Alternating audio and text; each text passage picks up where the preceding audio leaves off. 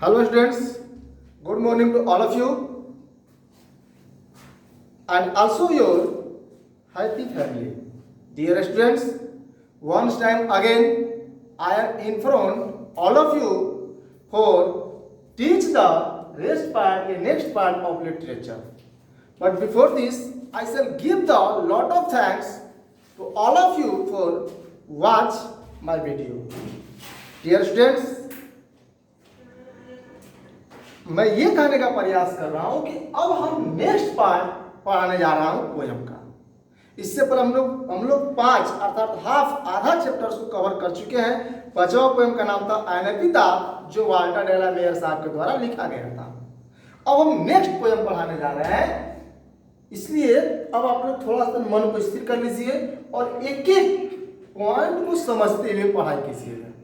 Main बात पढ़ाई को देखिए, एक होता है जब आप इंटर में आते हैं तो आपका पढ़ाई का पार्ट 3 भाग में डिवाइड हो जाता है। एक हो जाता है आर्ट, एक होता है कॉमर्स, एक होता है साइंस। तो कोई भी क्वेश्चन कर सकता है कि सर हम लोग आर्ट क्यों नहीं पढ़ सकते, क्यों हम साइंस में जाकर के इतना पैसा खर्चा करें, क्यों 3 बार देखिए रिजल्ट तो रिजल्ट, लेकिन नहीं, इसमें बहुत बड़ा अंतर होता है। एक बच्चा आर्ट का स्टूडेंट है और एक साइंस का है, दोनों की थोड़ा सा मेंटली जो कैपेसिटी है डिफरेंस हो जाएगा।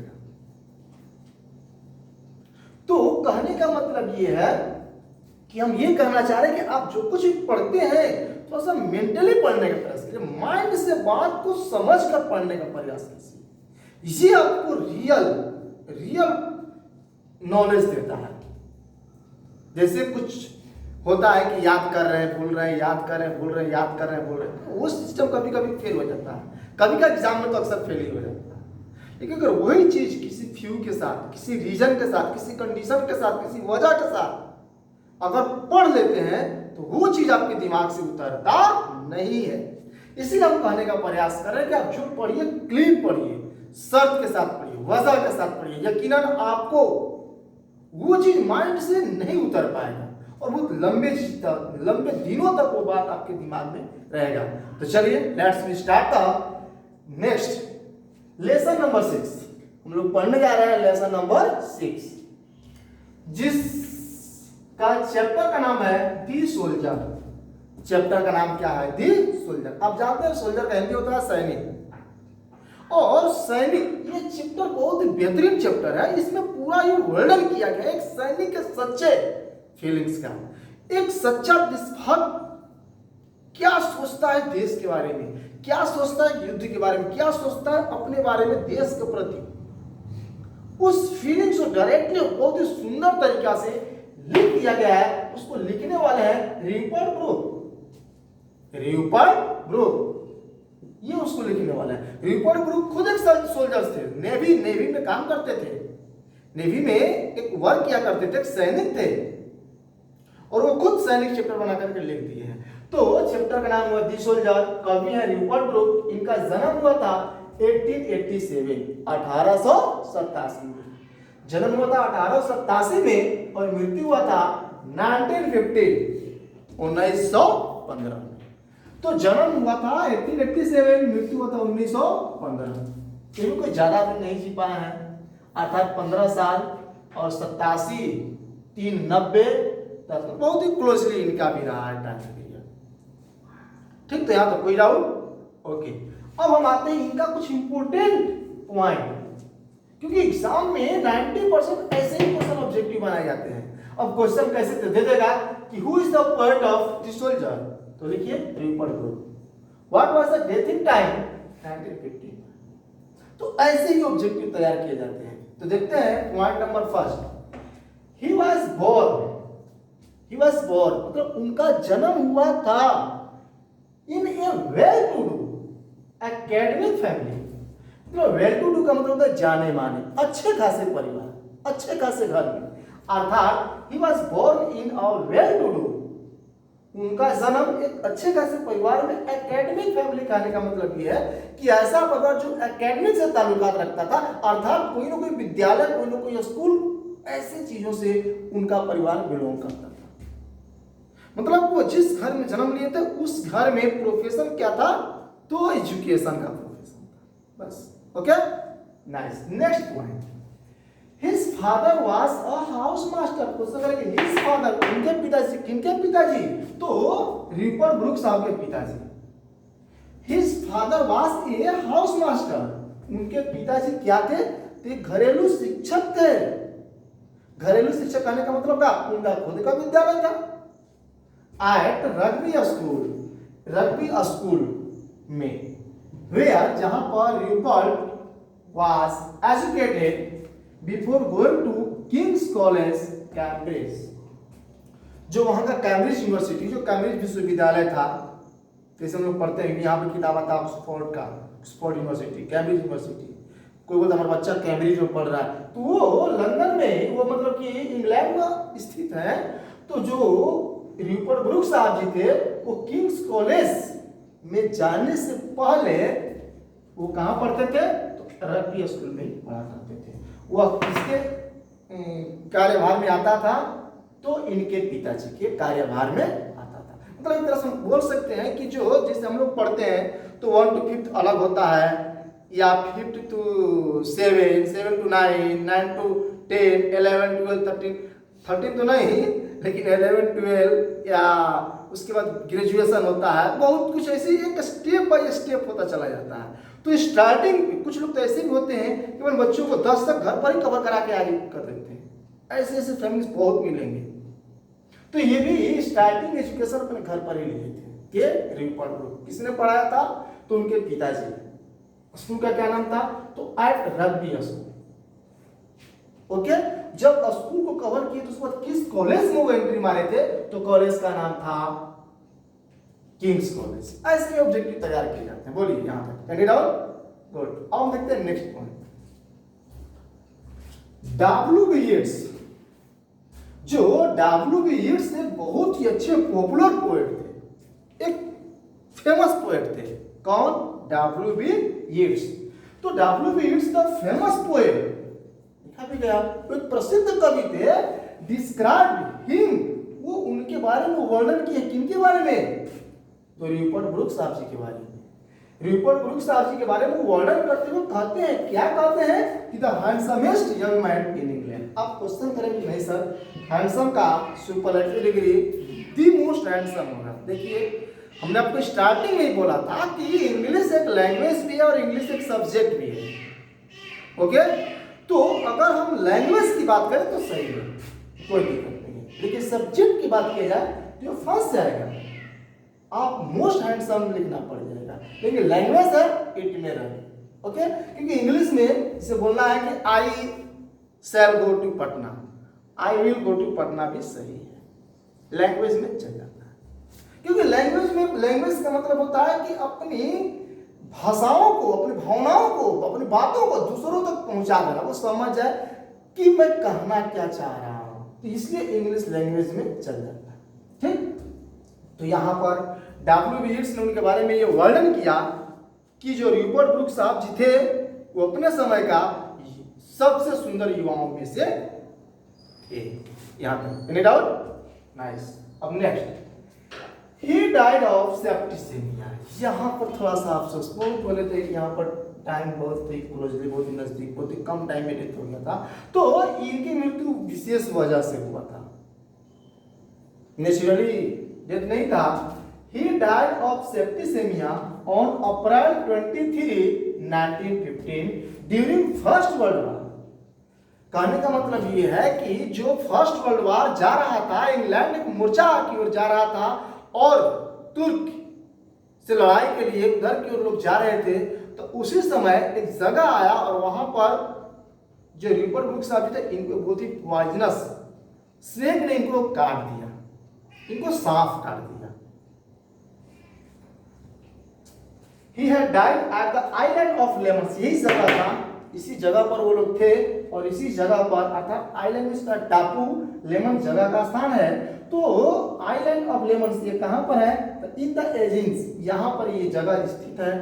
तो यहीं पर आइलैंड ऑफ लेमन्स, लेमन्स की टापू पर ही उनको सांप ने काट दिया था और सांप को काटने से उनका जो ब्लड था वो पूरी तरह से पॉइजनस हो गया था और उस पॉइजनस होने की वजह से उनकी मृत्यु हो गई थी।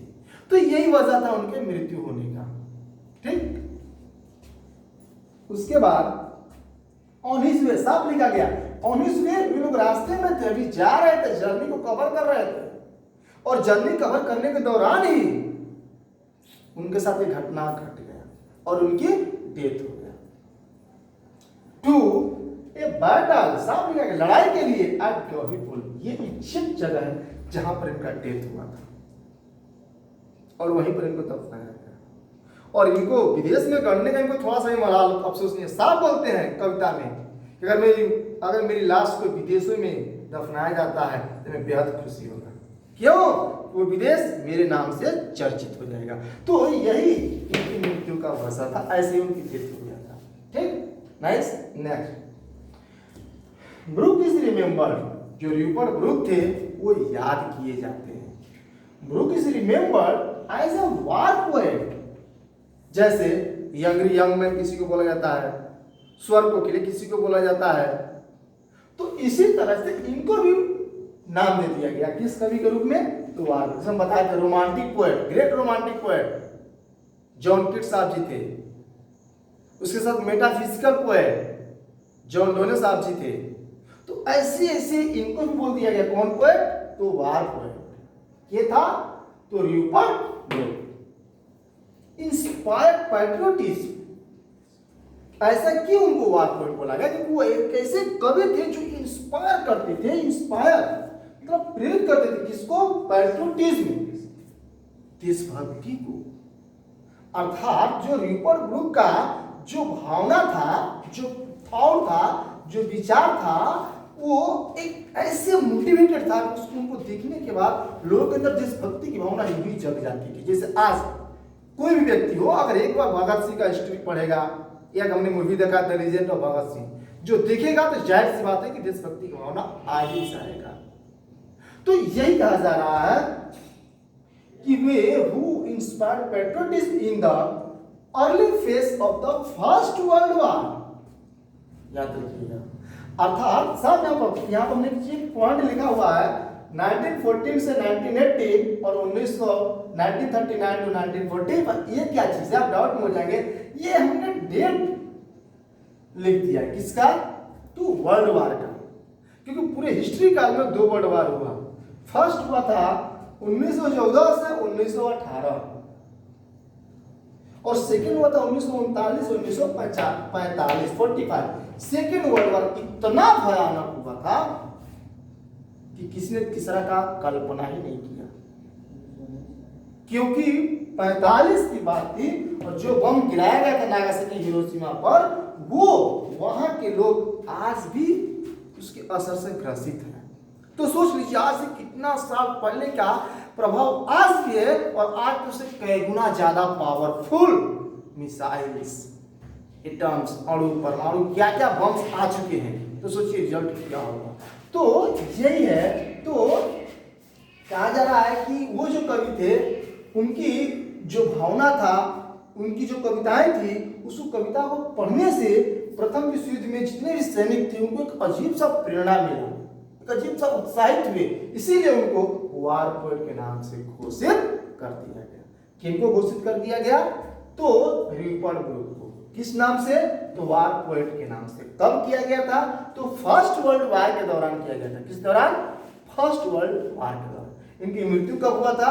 तो फर्स्ट वर्ल्ड वार, प्रथम विश्व युद्ध में जब ये युद्ध करने के लिए जा रहे थे, तो उसी दौरान सांप को काटने से इनकी मृत्यु हो गया था। यहां तक कोई दिक्कत? नाइस। नेक्स्ट, उसके बाद ब्रूक इज रिमेंबर्ड, ये तो हो गया।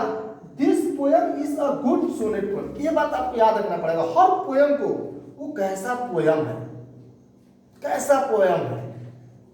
तो इसकी अगर हम बात करें तो जो दी सोल्जर है, ये कैसा पोएम है? तो सबसे पहली बात एक सोनेट पोएम है। ठीक, सोनेट पोएम का मतलब होता है कि उसमें टोटल 14 लाइन्स होते हैं। एक सोनेट पोएम का मतलब होता है उसमें टोटल 14 लाइन्स होते हैं। उसका 2 पार्ट्स डिवाइड किया जाता है, एक 8 का और एक 6 का। ठीक, पहला बात ये कैसा पोएम है? तो सोनेट पोएम है। दूसरा बात कैसा पोएम है? तो वार पोएम। इसमें युद्ध के बारे में वर्णन भी किया गया है, इसलिए यह जो पोएम है एक युद्ध, एक वार पोएम है। एंड इसके साथ साथ patriotic poem, 3 in 1।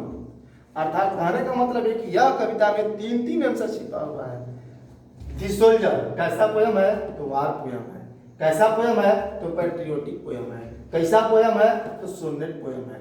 Sonnet poem में कितने पंक्ति होते हैं? तो 14 पंक्ति होते हैं। 14 को कितने भागों में डिवाइड किया जाता है? तो 2 भागों में डिवाइड किया जाता है। कितने कितने? तो 8 और 6। नीचे देखिए हम साफ नोट में लिख दिया है कि a sonnet is a poem of 14 lines. एक जो सोनेट होता है वो टोटल 14 लाइन्स 14 पंक्ति का सोनेट होता है। यूजुअली डिवाइड इनटू 2 पार्ट्स, जिसे प्राय 2 भागों में बांटा जाता है। द फर्स्ट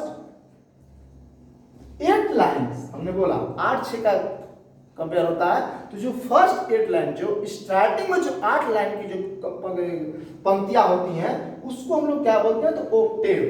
एग्जाम में ऑब्जेक्टिव में क्वेश्चन आ सकता है, उसको हम ऑक्टेव बोलते हैं।